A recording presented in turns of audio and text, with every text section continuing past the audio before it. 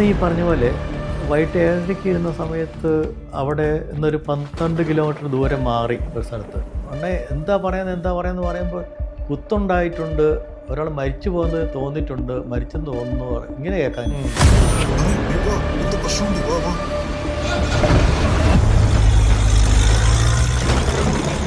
Sound അകത്ത് കേൾക്കാം. ഞാൻ ചത്തുപോകും എന്ന് പറഞ്ഞു, ഞാൻ മരിക്കും. അസീസ് പറഞ്ഞത് സാറേ എൻ്റെ തൊണ്ടവൻ എന്താണെന്ന് നമുക്ക് നോക്കാമെന്ന് പറഞ്ഞത്. എന്തെങ്കിലും നോക്കി ഡോറ് തുറന്ന് നോക്കുമ്പോൾ ഇയാൾ കട്ടിലെ കിടപ്പുണ്ട്.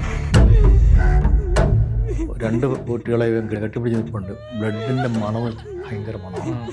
കൈയൊക്കെ ഒരു കെട്ടി പിടിച്ചു കഴിഞ്ഞിട്ട് നോക്കുമ്പം പുറത്ത് നല്ലൊരു കുത്തുണ്ട്. വണ്ടി ഓടിച്ച് പകുതി ആയപ്പോഴത്തേക്ക് ഇത് ചുമയ്ക്കാൻ തുടങ്ങി. അസീസ് എൻ്റെ അടുക്കലോട്ട് പറഞ്ഞു, സാറേ പെട്ടെന്ന് വിട്ടു, സംഗതി സീരിയസ് ആണെന്ന് തോന്നുന്നുണ്ട്. സാറിനെ കേരളത്തിലെ ആളുകൾ ശ്രദ്ധിക്കാൻ തുടങ്ങിയതും ഈ പറഞ്ഞ പോലെ സാറിന് സർവീസിൽ കുറച്ചുകൂടി പേരുകൾ ഉണ്ടാക്കി തന്നതും ഇൻവെസ്റ്റിഗേഷൻ എന്ന് പറയുന്ന ഒരു പാറ്റേണിലേക്കും അല്ലെങ്കിൽ അതിലേക്കുമാണ് സാറിനെ കൂടുതൽ നമ്മൾ ശ്രദ്ധിച്ചു തുടങ്ങിയത്. സാറല്ലാതെ ഇന്ത്യയിൽ സർവീസിൽ ചിലപ്പോൾ ഈ പറയുന്ന പോലെ ആളുകൾക്ക് അറിയാമെന്നുണ്ടെങ്കിലും പൊതു സമൂഹത്തിലേക്ക് സാറിൻ്റെ പേരുകൾ കൂടുതൽ വന്നതും ഇൻവെസ്റ്റിഗേഷനുമായി ബന്ധപ്പെട്ടിട്ട് തന്നെയാണ്. ഈ ഇൻവെസ്റ്റിഗേഷൻ മോഡിലേക്ക് സാർ എപ്പോഴാണ് ചേഞ്ച് ആയത്? അതായത് സാധാരണ ഈ ലോക്കൽ സ്റ്റേഷൻ ഇരിക്കുന്ന ഒരു ലോ ആൻഡ് ഓർഡർ നോക്കുക, ലോ ആൻഡ് ഓർഡർ മെയിൻറ്റെയിൻ ചെയ്യുക എന്നുള്ളത് വളരെ പ്രധാനപ്പെട്ട കാര്യമാണ്. അന്ന് എൻ്റെ സീനിയർ ഓഫീസേഴ്സ് 1-2 പേര് ഞങ്ങളെ കണ്ട് സംസാരിക്കുമ്പോൾ അവർ പറയുമായിരുന്നു, ഈ ലോക്കൽ ഇപ്പം ഞാൻ ഇപ്പം SI ആയിട്ട് ലോക്കൽ മാറിയിട്ടില്ല. മറിച്ച് ഇപ്പം ഏത് പാർട്ടി വന്നാലും ഒന്നെങ്കിലും അവിടെ ഇരുന്നിട്ട് അവർ തന്നെ എൻ്റെ അടുത്ത സ്ഥലത്ത് കൊണ്ടിരുത്തും. 2 വർഷം 3 വർഷം അങ്ങനെയാണ് എൻ്റെ സർവീസ്. അത് ഞാൻ ജനിച്ചു വളർന്ന നാട്ടിലിരുന്നിട്ടുണ്ട്. എൻ്റെ വൈഫ് ജനിച്ചു വളർന്ന നാട്ടിൽ ഞാൻ SHO ആയിട്ട് ഇരുന്നിട്ടുണ്ട്, DYSP ആയിട്ട് അങ്ങനെയാണ്. എനിക്ക് സകല ബ്രാഞ്ചിൽ ഞാൻ DYSP ആയതിനു ശേഷം. അപ്പോൾ അതെനിക്ക് വലിയ പ്രയോജനം ചെയ്തിട്ടുണ്ട്. ആ ഒരു കാര്യം പ്രയോജനം ചെയ്തെന്ന് വെച്ചാൽ എൻ്റെ SP ആയ സമയത്ത് എനിക്ക് ശരിക്കും അത് പഠിക്കാൻ പറ്റി. ഓരോ ഡിപ്പാർട്ട്മെൻറ്റിൻ്റെയും ഓരോ കാര്യങ്ങളും പഠിക്കാൻ പറ്റി. ഞാൻ വർക്ക് ചെയ്യുന്ന കാര്യത്തെപ്പറ്റി എനിക്ക് അറിയാൻ പറ്റി, അല്ലെങ്കിൽ അവരോട് എനിക്ക് പറഞ്ഞു കൊടുക്കാൻ പറ്റി. അവർ ചെയ്യുന്ന ഓരോ കാര്യം നമുക്ക് മനസ്സിലാക്കാൻ പറ്റുന്നത്. അന്ന് ഞങ്ങളുടെ സീനിയർ ഓഫീസേഴ്സ് ചിലപ്പോൾ വർത്തമാനം പറയുമ്പോഴത്തേക്ക് അന്ന് പറയുമായിരുന്നു, നിങ്ങൾ നല്ല പോലീസ് ഓഫീസർ ആണെന്നുണ്ടെങ്കിൽ നിങ്ങൾ നല്ല ബെസ്റ്റ് ഇൻവെസ്റ്റിഗേഷൻ ഓഫീസറും കൂടെ ആയിരിക്കണം, അല്ലെങ്കിൽ നിങ്ങൾ നല്ല പോലീസ് ഓഫീസർ ആയിരിക്കില്ല. പണ്ട് മുതലേ നമുക്ക് ഭയങ്കര കൗതുകമാണ് ഇൻവെസ്റ്റിഗേഷൻ കഥകൾ അറിയുക, കഥകളുടെ പിന്നാമ്പുറ രഹസ്യങ്ങൾ കേൾക്കുക എന്നുള്ളത്. ഈ സാറിന് ഏറ്റവും ഇൻട്രസ്റ്റിംഗ് ആയിട്ട് ഇപ്പം സാറിനെ എടുത്ത് നമ്മൾ പറയുമ്പം കൂടത്തായി ആണ് നമ്മൾ ഏറ്റവും ഹൈലൈറ്റ് ചെയ്യപ്പെടുന്നത്. അത് മാറ്റി നിർത്തി കഴിഞ്ഞാൽ സാറിന് ഏറ്റവും ഹൈലൈറ്റ് ആയിട്ട് തോന്നിയൊരു കഥ അല്ലെങ്കിൽ ഒരു സംഭവം എന്തായിരിക്കും? അത് ഓരോ കേസിനും ഓരോ ഇൻട്രസ്റ്റ് അല്ലേ, ഒരേ സംഭവം, ഒരേ രീതിയാണ്. അത് ഓരോന്നിനും ഓരോതായിട്ടുള്ള വലിയൊരു ഭയങ്കരമായ രീതിയിലുള്ള വ്യത്യാസങ്ങളും കാര്യങ്ങളുണ്ട്. സാഹചര്യങ്ങൾ, പ്രത്യേകിച്ച് ആൾക്കാരൊന്നും അറിയത്തില്ല നമ്മളിങ്ങനെ പമ്മി നടന്ന് പിടിക്കുന്ന കേസുകളെ, ഇതൊക്കെയാണ് അതിൻ്റെ ഒരു പ്രധാനപ്പെട്ട. അങ്ങനെ ധാരാളം കേസുകളുണ്ട്. ഇങ്ങനെ 52 കേസ് തെളിയിച്ചിട്ടുണ്ട്. അപ്പം അതിൻ്റെ എല്ലാ കേസും തന്നെ ഇങ്ങനെയുള്ള കേസുകളൊക്കെയാണ്. പക്ഷേ ഇതിൻ്റെ അകത്ത് ഞാൻ പറയുന്നത്, ജനങ്ങൾ കേൾക്കുമ്പോൾ നമുക്ക് ഇതിൻ്റെ ഗൗരവം എത്രമാത്രം ചിലപ്പോൾ കുറവായിരിക്കും ചിലപ്പോൾ ചില കേസിലൊക്കെ. പക്ഷേ അതിനു വേണ്ടി എടുത്തുള്ള എഫേർട്ട് ഭയങ്കരമായിരിക്കാം. ചെറിയൊരു കാര്യത്തിന് വേണ്ടിയിട്ടാണെങ്കിലും എടുക്കുന്ന എഫേർട്ട് ഭയങ്കരമായിരിക്കാം. 1988 തുടക്ക സമയത്താണ്. അന്ന് ഞാൻ വൈകുന്നേരം ഒരു 7 മണിയൊക്കെ ആയിക്കഴിഞ്ഞാൽ ഞാൻ പോലീസ് സ്റ്റേഷനിൽ പോവുകയുള്ളൂ. കാരണം 7-7:30 ആകുമ്പോൾ എന്തെങ്കിലുമൊക്കെ ചിലപ്പോൾ കണ്ടുപിടിച്ചാരെങ്കിലും എന്തെങ്കിലും പ്രശ്നം ഉണ്ടാക്കുമെന്ന് പറയുമ്പോൾ, പറ്റി കേസല്ല, പ്രശ്നം ഉണ്ടാക്കുമെന്ന് പറയുകയാണെങ്കിൽ, നാട്ടിലായും വിളിച്ച് പറയുകയാണെങ്കിലോ, സാറേ ഒരുത്തൻ കണ്ടുപിടിച്ച് നിൽക്കുകയാണ്, വലിയ പ്രശ്നമെന്ന് പറയുകയാണെങ്കിൽ അന്നേരം വണ്ടി എടുത്ത് പോവുക, അവനെ കൊണ്ടുവരിക, അവിടെ ഇരിക്കുക എന്നുള്ള, അവിടെ പോലീസ് സ്റ്റേഷനിൽ ഇരുത്തുക, ആരും വന്ന് ജാമ്യത്തിൽ വിടുക. ഇതാണ് അന്നത്തെ കാര്യം. അതേ ഉള്ളൂ. മിക്കവാറും ഉള്ള മിക്ക ആൾക്കാരെയും മദ്യവെച്ച് വൈകുന്നേരം ബഹളം ഉണ്ടാക്കുന്നില്ല കൂലിപ്പണിക്കാർ, അങ്ങനെയുള്ള സാധാരണ ആൾക്കാരാണ്. അന്ന് ഈ പറഞ്ഞ പോലെ വൈകിട്ട് 7:30 ഇരുന്ന സമയത്ത് അവിടെ നിന്നൊരു 12 കിലോമീറ്റർ ദൂരം മാറി ഒരു സ്ഥലത്ത് ഒരു കുത്തുണ്ടായെന്ന് അറിയുന്നു. ഞാനും എനിക്കെപ്പോഴും ഓർമ്മ, അസീസ് എന്ന് പറഞ്ഞൊരു പോലീസുകാരനാണ്. അദ്ദേഹം ഇപ്പം എവിടെയാണെന്ന് എനിക്ക് അറിയത്തില്ല. അസീസ് എന്ന് പറഞ്ഞ പോലീസ് ഉദ്യോഗസ്ഥനാണ്. അന്നത്തെ കാലത്ത് ഒരു പെട്രോൾ ജീപ്പാണ് ഉള്ളത്, വില്ലീസിൻ്റെ പെട്രോൾ ജീപ്പാണ്. ആ ജീപ്പ് റൈറ്റ് ഹാൻഡ് ഡ്രൈവാണ്. അപ്പോൾ അസീസിനോട് പറഞ്ഞു, അസീസ് ഒരു കുത്തുണ്ടായിട്ടുണ്ടല്ലോ, അപ്പോൾ ലാൻഡ് നമ്പർ എടുക്കുമ്പം തന്നെ ഭയങ്കര ഹെരപ്പാണ്, ഭയങ്കര സൗണ്ട് കേൾക്കാം. ഉടനെ എന്താ പറയുന്നത് പറയുമ്പോൾ കുത്തുണ്ടായിട്ടുണ്ട്, ഒരാൾ മരിച്ചു പോകുന്നത് തോന്നിയിട്ടുണ്ട്, മരിച്ചെന്ന് തോന്നുന്നു, ഇങ്ങനെ കേൾക്കാൻ. എവിടെയാണെന്ന് ചോദിച്ചു. അപ്പം പറഞ്ഞ് ഇന്ന സ്ഥലം പറഞ്ഞു. ശരി ഞാനിപ്പോൾ വന്നേക്കാമെന്ന് പറഞ്ഞിട്ട് ഞങ്ങൾ പുറത്തേക്ക് ഇറങ്ങാൻ വേണ്ടി ഞാൻ പറഞ്ഞു പെട്രോൾ നോക്കാൻ പറഞ്ഞു. അന്നത്തെ കാലത്ത് പെട്രോളിൻ്റെ ടാങ്ക് നോക്കിയിട്ട് അന്ന് ഒരു കമ്പോ എന്തെങ്കിലും സൈഡിൽ കാണും കുത്തി നോക്കുമ്പോൾ ഒരുപാട് പെട്രോളുണ്ട്, ഒരു 10-20 ലിറ്റർ പെട്രോൾ കാണുമായിരിക്കും. പെട്രോൾ അടിച്ചിട്ടുണ്ട്. അങ്ങനെ പറഞ്ഞ് നമുക്ക് പോകാമെന്ന് പറഞ്ഞ് പോവുകയാണ്.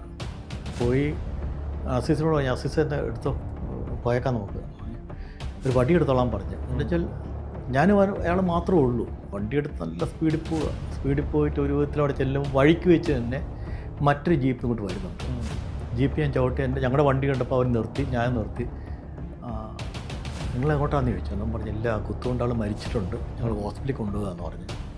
അന്ന് അവിടെ ഗവൺമെൻറ് ഹോസ്പിറ്റലിലാണ് ഈ പറഞ്ഞ ഡെഡ് ബോഡി കൊണ്ടുവന്ന്. അപ്പോൾ നിങ്ങൾ കൊണ്ടുപോയി, ഞാൻ ആ സ്പോട്ടിലേക്ക് പോട്ടെ, അവിടെ ആൾക്കാരുണ്ടോയെന്ന് ചോദിച്ചു. അതെന്ന് വെച്ചാൽ അവിടെ ആൾക്കാർ കൂടിയിട്ടുണ്ടോ? ഇല്ല, എല്ലാവരും മാറിപ്പോയിട്ടുണ്ട് സാറേ, കുത്തിയ ആൾ അവിടെ കൊണ്ടുണ്ട്, അവനെ കിട്ടിയ മിക്കവാറും എന്തെങ്കിലും ഉണ്ടാവും അവിടെ എന്ന് പറഞ്ഞു. ഞാൻ പെട്ടെന്ന് തന്നെ പോവുകയാണ്. ഞങ്ങളവിടെ എല്ലാം പോയി അവിടെ കൊണ്ടെന്ന് പറഞ്ഞ സ്ഥലം അവിടെ വെളിച്ചമൊന്നുമില്ല. അവിടെ ഒരു കയറൊക്കെ വെച്ചാണ്ട് കെട്ടുകയൊക്കെ ചെയ്തിട്ട് ഈ പറഞ്ഞ ആളുടെ വീട്ടിലേക്ക് ഞങ്ങൾ പോവുകയാണ്. ഇയാളെ അന്വേഷിച്ച് പോകാൻ നേരത്ത് ഇയാളുടെ വീട്ടിൽ പോയി അന്വേഷിക്കാൻ വേണ്ടി വീട്ടിൽ പോവുകയാണ്.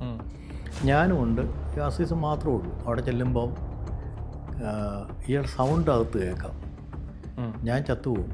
ഇയാൾ പറഞ്ഞു ഞാൻ മരിക്കും. ഈ കുത്തിയ ആളാണ് ഞാൻ മരിക്കും, ഒരാളെപ്പോലെ എന്നെ വിളിച്ചേക്കല്ല്, അങ്ങനെ എങ്ങനെയാണെന്ന് കൊണ്ട് ഇയാൾ ഭയങ്കര രീതിയിൽ ഇങ്ങനെ പറഞ്ഞുകൊണ്ടിരിപ്പുണ്ട്. ഒരു ഏങ്ങൽ കേൾക്കാം. ഞാൻ അന്നേരം അസീസ് പറഞ്ഞത് സാറേ എൻ്റെ തൊണ്ടവൻ. അപ്പോൾ ഞങ്ങൾ വടിയെടുത്തു, കമ്പെടുത്തു. ഞാനിവർ മാത്രമുള്ളല്ലോ, എന്താണെന്ന് നമുക്ക് നോക്കാമെന്ന് പറഞ്ഞത്. ചെന്നിങ്ങനെ നോക്കി ഡോറ് തുറന്ന് നോക്കുമ്പോൾ ഇയാൾ കട്ടിലെ കിടപ്പുണ്ട്. ഈ അന്നത്തെ ലൈറ്റ് എന്ന് പറഞ്ഞാൽ ഈ മറ്റേ ബൾബാണ്, വീടിൻ്റെ അകത്തൊരു ബൾബ് കത്തിക്കിടപ്പുണ്ട്, മങ്ങിയ വെളിച്ചമാണ്. ഇദ്ദേഹത്തിന് ഭാര്യ അപ്പുറത്ത് മാറിയെന്ന് കരയുന്നുണ്ട്. 2-3 പെൺമക്കളുണ്ടത്. 2 കുട്ടികളെ കെട്ടിപ്പിടിച്ച് നിൽപ്പുണ്ട്. ബ്ലഡിൻ്റെ മണം വെച്ച് ഭയങ്കര മണമാണ്. കയറിയാണ് സാറേ അരിക്കലോട്ട് വരരുത്, ഞാനിവിടെ കിടന്ന് മരിക്കുകയുള്ളൂ, എൻ്റെ കുട്ടികളോട് കിടന്ന് മരിക്കണമെന്ന് പറഞ്ഞ്. അങ്ങനെ കൂടെയുള്ള അസീസ് നല്ല ആരോഗ്യമുള്ള മനുഷ്യനാണ്, അത് നല്ല ആരോഗ്യമാണ്. അപ്പം അദ്ദേഹം ഞാനിവിടെ അകത്തേക്ക് കയറി, എനിക്ക് അത്രയ്ക്കും ഒരിതില്ല. അദ്ദേഹം ഞാനിവിടെ അകത്തേക്ക് കയറി, നീ പറയുന്ന കേൾക്ക് എന്നൊക്കെ പറഞ്ഞ് ഒരു വിധത്തിൽ കയ്യെ കയറി കെട്ടി പിടിച്ചു. ഞാൻ രണ്ടും പിടിച്ചു കഴിഞ്ഞിട്ട് നോക്കുമ്പം പുറത്ത് നല്ലൊരു കുത്തുണ്ട്. ബ്ലഡ് കംപ്ലീറ്റ് ഒത്തിരി ഒഴുകി കട്ടിലെ കിടപ്പുണ്ട്. നോക്കിയ സമയത്ത് ഇദ്ദേഹത്തെ വൈഫുണ്ട്, 3 കുട്ടികളാണെന്ന് തോന്നുന്നു. ഞാൻ 3 മക്കളും ഉണ്ട് അവിടെ. എൻ്റെ അടുത്ത് തന്നെ ഒരു പള്ളിയുണ്ട്, ആ പള്ളിക്കാർ തന്നെയാണ് ഇവർ. ഞാൻ പെട്ടെന്ന് തന്നെ വണ്ടി ഇങ്ങോട്ട് മാറ്റിയിട്ടേച്ച് ഇവനെ കയറ്റാൻ വേണ്ടി. അപ്പോൾ എനിക്ക് പെട്ടെന്ന് സംശയം, ഭാര്യയും 3 മക്കളും മാത്രമല്ലേ ഉള്ളൂ, കുട്ടികളല്ലേ. അപ്പോൾ എന്ത് ചെയ്യുന്നു കൊണ്ട് ഞാൻ അവൻ്റെ അച്ഛനെ പോയി വിളിച്ചുകൊണ്ട് വന്ന് അച്ഛനോട് പറഞ്ഞു, അച്ഛൻ ഇവരൊന്ന് മാറ്റണം നമുക്ക് ഇവിടുന്ന്. എന്നാൽ അച്ഛൻ പറഞ്ഞു, സാറേ അത് 2 ഗ്രൂപ്പുകൾ തമ്മിലുള്ള പ്രശ്നം, ഞാൻ മാറ്റുമോ? ഇല്ലില്ല, ഞാൻ തന്നെ, ഞങ്ങളുടെ ഉത്തരവാദിത്വമുണ്ട്, കുഴപ്പമൊന്നുമില്ല. അവർ ഭാഗ്യത്തിന് മഠമുണ്ടായിരുന്നു അവിടെ. മഠത്തിൽ കൊണ്ട് ഇവരെ കൊണ്ടാക്കാൻ പറഞ്ഞിട്ട് മഠത്തിലേക്ക് കൊണ്ട് പറഞ്ഞു വിട്ടു. അപ്പോൾ അച്ഛൻ അവിടെ നിന്ന് സിസ്റ്ററിൻ്റെ വിളിച്ചു, പിന്നെ മഠത്തിലേക്ക്. അതൊക്കെ പെട്ടെന്ന് കഴിഞ്ഞു.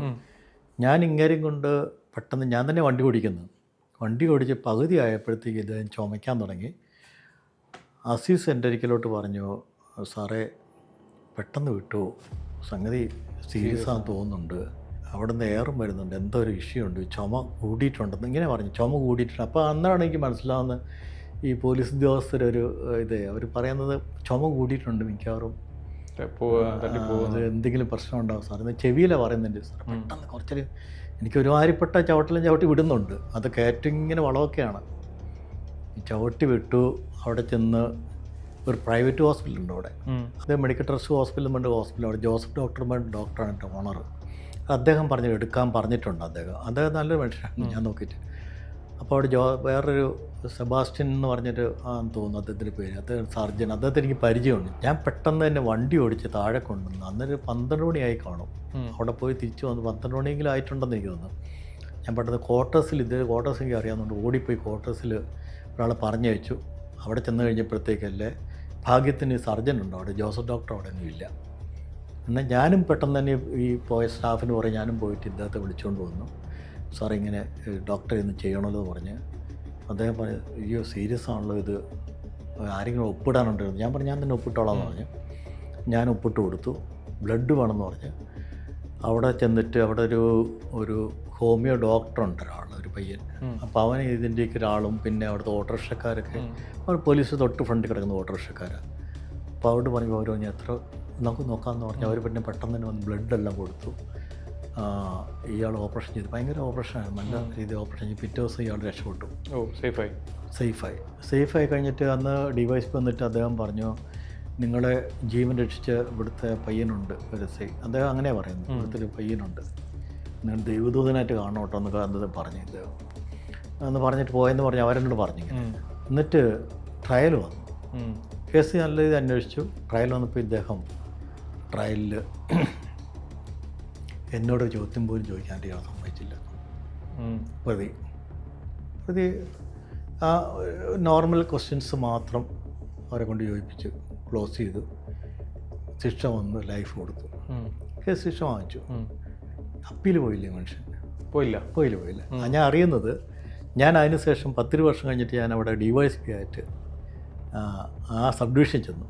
ഒരു ദിവസം വൈകുന്നേരം ആയപ്പോൾ, രാവിലെ 10 മണി 10:30 ആയപ്പോഴത്തേക്ക് എന്നോട് സ്റ്റാഫ് പറഞ്ഞു, 2 പേര് കാണാൻ വന്നിട്ടുണ്ടെന്ന് പറഞ്ഞു. അപ്പോൾ ഞാൻ വിളിച്ചു, നമുക്ക് വരാൻ പറഞ്ഞു. വന്നു കഴിഞ്ഞപ്പോൾ എനിക്കൊരു സംശയം, ആരാണ്? അപ്പം ഈ 2 പേരാണ്, ഈ അന്ന് രക്ഷപ്പെടുത്തിയ പ്രതി പുള്ള ഭാര്യ. അവർ സാമ്പത്തികമുള്ളവരാന്ന് എനിക്ക് ശരിക്കും പറഞ്ഞാൽ പിന്നീട് അവർ വലിയ ഫാമിലി ആയിരുന്നാൽ പിന്നീട് മനസ്സിലായത്. ഇവർ കൈയെല്ലാം കൂപ്പി വന്നു ഇരുന്ന് കഴിഞ്ഞിട്ട് ഇവർ പറഞ്ഞു, സാർ അന്ന് രക്ഷിച്ചുകൊണ്ട് വലിയൊരു ഞങ്ങളുടെ ജീവൻ തന്നെ മാറി മറിച്ച സംഗതി, തെറ്റാണ് ഞാൻ ചെയ്തത്, അതങ്ങനെ പറ്റിപ്പോയി, അവനായിട്ട് സഹായിക്കേണ്ടി ചെയ്യുന്നു തോന്നുന്നു ഇവർ പിന്നീട്. എന്നിട്ട് പറഞ്ഞു, ഏതായാലും ഞാൻ പറഞ്ഞത് അപ്പീലിനും പോയില്ലേ? ഇല്ല സാർ, അപ്പീലിനും പോകേണ്ട കാര്യമില്ല, ഞാൻ തെറ്റ് ചെയ്തത് തന്നെയാണ്. എൻ്റെ മക്കൾ 3 പേരും കല്യാണം കഴിച്ചു.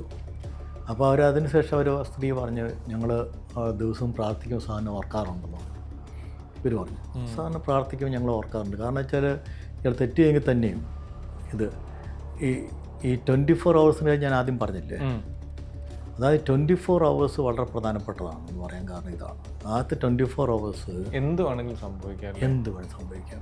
ഞാൻ അവിടെ ചെന്നില്ല, അയാൾ മരിക്കും. 2 പേര് കുത്തുകൊണ്ട് 2 പേര് മരിക്കുന്ന കാര്യത്തിൽ തർക്കമില്ല. കാര്യത്തിൽ വെച്ചാൽ ഇയാളെ സഹായിക്കാൻ ഒരു മനുഷ്യൻ അടങ്ങില്ല. ആരും ചിലപ്പോൾ ആ കേസായോട് ഇടപെടുകയില്ല. അല്ല, ചെല്ലത്തില്ല ആരും, പേടിയാ. ഒന്നാമത് കുത്തിവെസിൽ പ്രതിയല്ലേ, ഇയാളെന്താ ചെയ്യുന്ന അറിയത്തില്ലോ. 2 കൊലപാതകമായി. 2 കൊലപാതകമായി, 2 പേര് മരിക്കുക. ഇയാൾക്ക് കുത്തു കിട്ടിട്ടുണ്ട്. ഇയാൾക്ക് വേണമെങ്കിൽ കുത്തു കൊട്ടിയൻ്റെ ഇത് വെച്ചുകൊണ്ട് ഇയാൾക്ക് വേണമെങ്കിൽ പറയാം, ഞാൻ സെൽഫ് ഡിഫെൻസ് ആണെന്ന് പറയും. ഇയാൾ പറഞ്ഞില്ല. അതാണ് ചില സമയത്ത് ചില കാര്യങ്ങൾ നമ്മൾ കാണുമ്പോൾ നമുക്കത്, അത് ഞാൻ പറയുന്നത്, ചിലപ്പോൾ നമുക്കൊരു രക്ഷിക്കുകയോ ചിലപ്പോൾ അബദ്ധം പറ്റിപ്പോവാം, ചിലപ്പോൾ എന്തെങ്കിലും ഉണ്ടായിപ്പോവാം. പെരുമ്പാവൂരിനടുത്തൊരു കേസിൽ ഒരു മാനേരെ കൊന്ന കേസാണ്. മാനേരെ കൊന്ന കേസിൽ ആളാരെന്ന് അറിയത്തില്ല, ഇങ്ങനെ നിൽക്കുന്നു. അപ്പം അതിനുശേഷം ക്രൈംബ്രാഞ്ച് തരുന്നു. ക്രൈംബ്രാഞ്ചിൻ്റെ കൂടെ തന്നെ ഉണ്ടായിരുന്ന ഒരു ഇൻസ്പെക്ടർ ഉണ്ടായിരുന്നു. അദ്ദേഹവും ഞങ്ങളെല്ലാം കൂടെയാണ് ഈ കേസ് അന്വേഷിക്കുന്നത്. അദ്ദേഹം വളരെ സിൻസിയറായിട്ട് തന്നെ കൂടെ നിൽക്കുന്ന വ്യക്തിയാണ്. അപ്പോൾ അവിടെ ചെന്ന് കേസൊക്കെ ആദ്യം അന്വേഷിച്ചപ്പോൾ 10-15 ഏക്കർ ഉള്ള തോട്ടമാണ്. ഇയാളെ വെട്ടിക്കൊന്നിരിക്കുക. ഈ മാനേജറെ വെട്ടിക്കൊന്നിട്ട് കൊണ്ട് അപ്പോൾ 1 വർഷം ഞങ്ങളുടെ കയ്യിൽ കിട്ടുന്നത്. എപ്പോഴും ആദ്യത്തെ ഒരു 24 മണിക്കൂർ എന്ന് പറഞ്ഞാൽ വളരെ പ്രധാനപ്പെട്ടാണ്. 24 മണിക്കൂറിനകത്ത് നമ്മൾ എടുക്കുന്ന എഫേർട്ടുകൾ ആ കേസിനെ വല്ലാതെ ബാധിക്കും.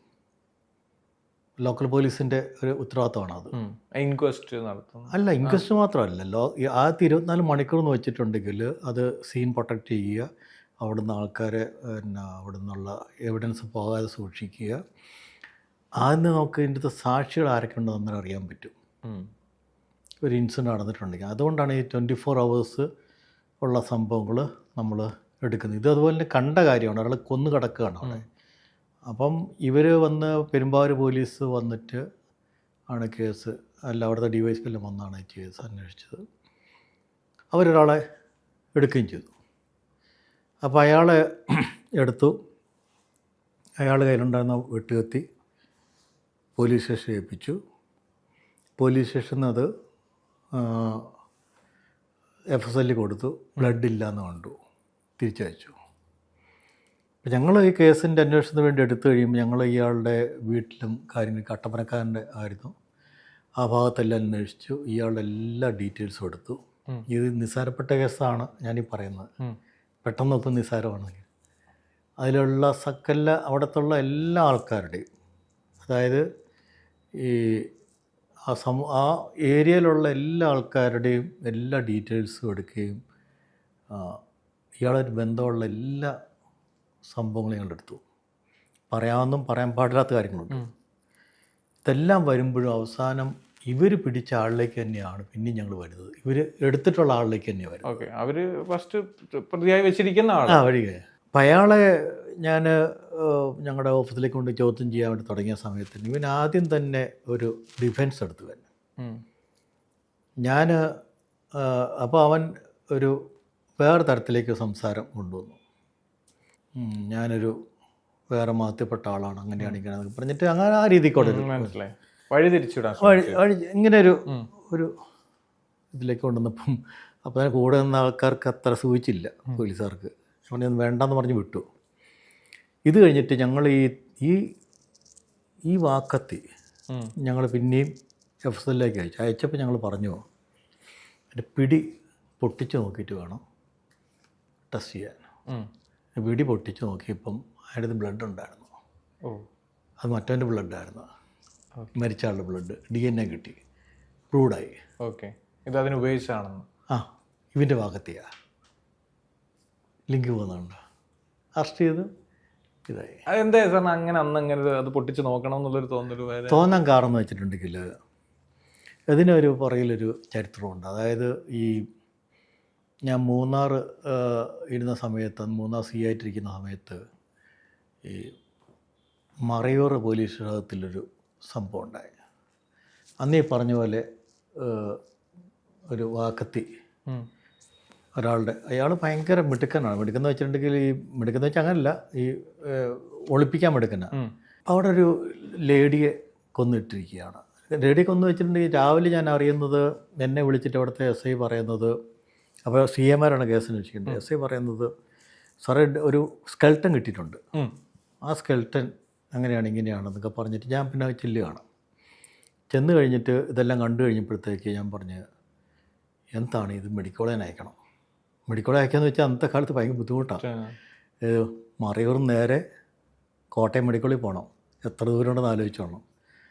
അന്ന് അവിടെ ഉണ്ടായിരുന്ന അപ്പോൾ ഞാൻ പറഞ്ഞു, ഇതെങ്ങനെ ഉണ്ടോ സാറേ, എങ്ങനെ ഉണ്ടോ എന്നൊക്കെ പറഞ്ഞിങ്ങനെ നിൽക്കുക. എന്ന് വെച്ചാൽ ഒരു അന്നത്തെ കാലത്ത് നല്ല ചിലവാണ് കൊണ്ടുപോകാൻ വേണ്ടി.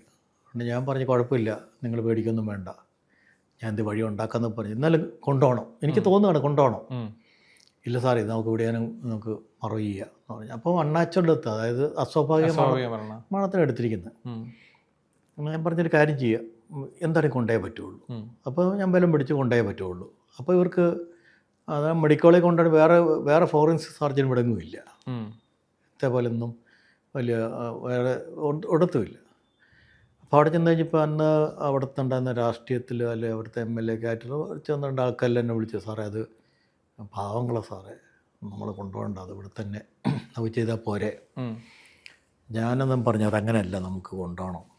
നിങ്ങൾ അറിയണ്ട, ഞാൻ SP വിളിച്ച് ഞങ്ങളുടെ ഒരു ആംബുലൻസ് ഉണ്ട്, വരുത്തിച്ച് ഞാൻ കൊണ്ടുപോയിക്കോളാം എന്ന് പറഞ്ഞു. അത് ഇടുക്കിന്ന് പറഞ്ഞെങ്കിൽ എത്ര ദൂരം ഉണ്ടെന്ന് കൂട്ടിക്കൊണ്ട് പിന്നെ അവിടുന്ന് കോട്ടയത്ത് പോകും, അവിടെ തന്നെ കോട്ടയം കൊണ്ടുപോകണം.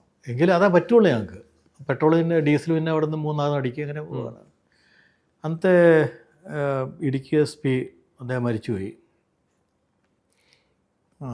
അദ്ദേഹത്തോട് ഞാൻ വിളിച്ചു പറഞ്ഞിട്ട് അദ്ദേഹം പറഞ്ഞു, അതിനിപ്പോൾ എന്നാ, ഞാനിപ്പോൾ തന്നെ ആംബുലൻസ് അയച്ചേക്കാം.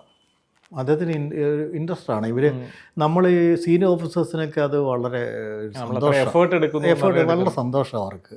അതാണ് അതിൻ്റെ ഒരു വലിയൊരു കാര്യം. ഒരു ടീം വർക്ക് എന്ന് പറയുന്ന ഇതാണ്. അദ്ദേഹം അതിനിപ്പോൾ എന്നാ, ഞാൻ ഇപ്പം തന്നെ ആംബുലൻസ് അയച്ചേക്കാം കേട്ടോ, കുഴപ്പമൊന്നുമില്ല, ഞാൻ വിട്ടേക്കാമെന്ന് പറഞ്ഞ് പെട്ടെന്ന് അദ്ദേഹം എഴുതി, പെട്ടെന്ന് തന്നെ പറഞ്ഞ് ആംബുലൻസ് എഴുതി, ആംബുലൻസ് വിടാൻ പറഞ്ഞു. ആംബുലൻസ് വിട്ടു, ഇൻറ്റൻ്റൊക്കെ എടുത്തോളം എന്നൊക്കെ പറഞ്ഞ് അദ്ദേഹം വളരെ വളരെ നല്ല രീതിയിൽ തന്നെ അദ്ദേഹം വിടുകയാണ്. അദ്ദേഹം വിട്ട് നേരെ മാറി. അപ്പോൾ ഞാൻ ഇവരോടെല്ലാം വിളിച്ചു പറഞ്ഞു, വേണ്ട, ഞാൻ ആംബുലൻസ് കൊണ്ടിരുന്നുണ്ട്, ആംബുലൻസ് വിട്ടിട്ടുണ്ടെന്ന്. ഇത് കണ്ടപ്പോൾ അവർക്കും ഒരു വല്ലാത്തൊരു വിഷമമായി. എന്ന് വെച്ചാൽ അവർ വിചാരിച്ചിങ്ങനെ CA ഇങ്ങനെ ഇൻട്രസ്റ്റ് എടുക്കുന്നുണ്ടല്ലോ. അപ്പോൾ അവർ പറഞ്ഞു, സാറേ വേണ്ട, ഇടുക്കിയിൽ നിന്ന് ആംബുലൻസ് വന്നിട്ട് ഇവിടെ വന്നിട്ട് കൊണ്ടുപോകണ്ട സാറേ, അത് സാരമില്ല, ഞങ്ങൾ തന്നെ വണ്ടി അറേഞ്ച് ചെയ്തോളാം പറഞ്ഞു. അങ്ങനെ ഇവർ തന്നെ വണ്ടി അറേഞ്ച് ചെയ്ത് ഞങ്ങൾ കൊണ്ടുപോവുകയാണ്. അപ്പം കൊള്ളാവുന്നൊരു ഒരു പോലീസ് ഉദ്യോഗസ്ഥനെ വിടണം എന്നും പറഞ്ഞ് ഞാനവിടെ എനിക്കറിയാവുന്നൊരു പോലീസ് ഉദ്യോഗസ്ഥൻ, നീ പോകണം കൂടെ, ഒരു സീനിയർ അക്കൗണ്ട്സ് ഓഫീസറാണ്, CPO അന്നത്തെ കാലത്തെ അക്കൗണ്ട്സുകൾ. അദ്ദേഹം ജോസഫ് അയാളുടെ പേര്. അയാൾ വേറെ പോലീസ് ശരിക്കും പറഞ്ഞ് പണിഷ്മെൻ്റായിട്ട് അവിടെ വന്ന് കിടക്കുന്നത്. പക്ഷെ അദ്ദേഹം സിൻസിയറാണ്. വെറ്ററിൻ്റെ കാര്യത്തിനാണ് പുള്ളി പണിഷ്മെൻ്റായിട്ട് വന്ന് മറയൂർ. അപ്പോൾ എനിക്ക് ഇയാളെ കണ്ടുപരിചയമുള്ളതുകൊണ്ട് എനിക്ക് വർത്താനൊക്കെ പറയാൻ ഇയാൾ മിടുക്കനൊക്കെ ആയതുകൊണ്ട് ഞാൻ തന്നെ പറഞ്ഞു, നീ പോകണം കേട്ടോ ഒന്ന്. അതിനിപ്പോൾ ഞാൻ പോകാമെന്ന് പറഞ്ഞു. ഇയാളും കൂടെ പോയിട്ട് അപ്പോൾ ഞാൻ പറഞ്ഞു, ഇയാൾ പോയിട്ട് ഡോക്ടറെ കാണണം, ഡോക്ടറെ കണ്ട് ഈ കാര്യങ്ങൾ സംസാരിക്കണം, ഇതിങ്ങനെ സംഭവം എന്ന് പറയണം എന്നൊക്കെ പറഞ്ഞിട്ട് അവിടെ ചെന്ന് കഴിഞ്ഞിട്ട് ഡോക്ടറോട് അപ്പോൾ ഞാൻ തന്നെ വിളിച്ചിട്ട് പറഞ്ഞു, ഇങ്ങനെ ഒരു സ്കെൽട്ടൻ കൊണ്ടുവരുന്നുണ്ട്, ഒന്ന് ചെയ്യണം കേട്ടോ. അപ്പോൾ എന്തോ അവിടുത്തെ അന്ന് വന്ന ഡോക്ടർ വേറൊരു എക്സ്ഹ്യൂമേഷനോടെ വന്നിരുന്നു. അപ്പോൾ എനിക്കങ്ങനെ പരിചയമുള്ളതുകൊണ്ട് ഞാൻ അദ്ദേഹത്തെ വിളിച്ച് പറഞ്ഞു. അപ്പോൾ അദ്ദേഹം പറഞ്ഞു, ഞാനല്ല ഇന്ന് ഇതിൻ്റെ ചാർജ്, എന്നാലും ഞാൻ പറഞ്ഞേക്കാം, ഒന്ന് ചെയ്യാൻ പറഞ്ഞേക്കാം, പെട്ടെന്ന് ചെയ്യാൻ പറഞ്ഞേക്കാം. അദ്ദേഹം അവിടെ ചെന്ന് കഴിഞ്ഞ സമയത്ത് ഇവർ ഇതിൻ്റെ അകത്ത് മോർച്ചറിക്കകത്ത് കയറി, അല്ല പോസ്റ്റ്മോർട്ടം റൂമിൽ കയറി പോസ്റ്റ്മോർട്ടം ചെയ്തപ്പോൾ ഈ മുടി ഒരല്പം മുടി ഇവിടെ ഇരിപ്പുണ്ടാണ് തലയിൽ. ഈ മുടി ചുമ്മാതെ ഡോക്ടർ ഇങ്ങനെ പറഞ്ഞ് ആ മുടി ഒന്ന് കട്ട് ചെയ്യാൻ പറഞ്ഞിട്ട് മുടി കട്ട് ചെയ്തപ്പോൾ കറക്റ്റ് വെട്ടിങ്ങനെ ഒറ്റ വെട്ട് മുടിക്കകത്തൊരു വെട്ടുണ്ട്. ആ വെട്ടിൻ്റെ കൂടെ തന്നെ ബ്ലഡ് എല്ലാം വന്നിട്ട് ഇങ്ങനെ ഉറഞ്ഞിരിക്കുക, നല്ല തണുപ്പാണ് അവിടെ. ആ വെട്ട് താഴെ വരെ പോയിട്ടുണ്ട്, തലയൊട്ടി പൊളിഞ്ഞ് താട്ട് പോയിട്ടുണ്ട്. അപ്പോൾ ഇവിടെ കൊന്ന്. അപ്പോൾ ഞാൻ ചെന്നപ്പോൾ കാണുന്നത് വെച്ചാൽ ഈ തേയിലക്കാടാണ്. തേയിലക്കാട് അത് വർക്ക് ചെയ്യാത്ത തേയിലക്കാട്, അത് ലോക്കൗട്ടായി കിടക്കുന്നൊരു തേയിലക്കാടാണ്. അപ്പോൾ അങ്ങനെ കിടക്കുന്ന തേയിലക്കാട് നല്ല ഉയർച്ച, അതിൻ്റെ ഇടയിൽ കൂടെ ഒരാൾ കയറിപ്പോയെന്ന് അറിയില്ല. കുനിഞ്ഞു പോയാൽ എത്ര കിലോമീറ്റർ വേണമെങ്കിൽ പോകാം, ഒരു മനുഷ്യൻ അറിയില്ല, കുനിഞ്ഞു പോയാൽ മതി. അതിൻ്റെ സൈഡിലെല്ലാം നല്ല മൂർച്ചയുള്ള ആയുധം വെച്ചാണ് പാക്കത്ത് വെച്ച് വെട്ടി കമ്പിങ്ങനെ മാറ്റിയിട്ട് അവിടെ ആണ് ഈ സ്കെൽട്ടൻ കിടക്കുന്നത്. ഒരു സാരി കൊടുത്തിട്ടുണ്ട്, സാരിയുണ്ട് അവിടെ. അപ്പോൾ അവിടെ എന്തോ ഒരു അബ്യൂസ് നടന്നിട്ടുണ്ട് അവിടെ.